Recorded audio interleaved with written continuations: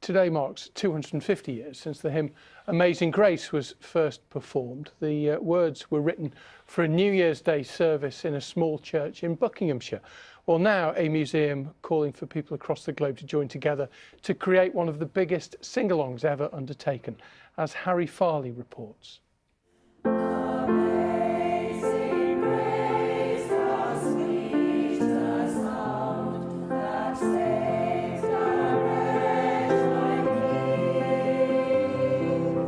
In Milton Keynes, a church choir is rehearsing one of the most popular hymns of the last 200 years.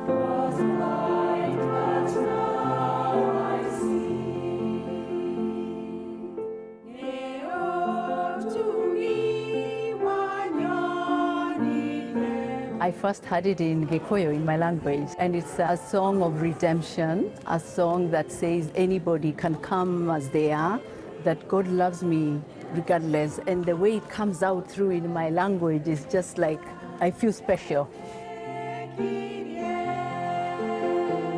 Amazing Grace became an anthem of the civil rights movement. In 2015, former President Obama used it for his speech at the funeral of the Reverend Clementa Pinckney, who was shot in a racially motivated attack in Charleston. Amazing grace, how sweet the sound. It was here at this church in Buckinghamshire that John Newton wrote the words to Amazing Grace for his New Year's Day service in 1773.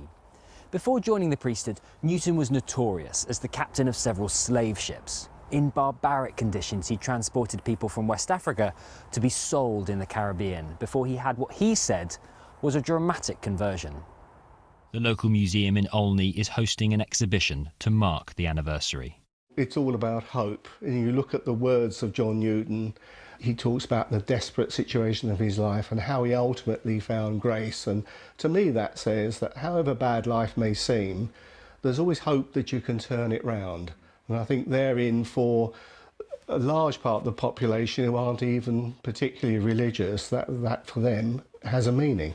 But for others, John Newton's background as a slave trader hangs over the anniversary. I know that my great-grandmother was an enslaved person, taken out of Africa and taken down to Guyana. This was what my ancestors had to go through in order to build a colony somewhere in some other country. It saddens me and it fills me with a tremendous amount of grief and remorse. So this hymn is talking about, as a slave trader, feeling forgiven. Do you feel able to forgive him? No. I find it very difficult. Very, very difficult.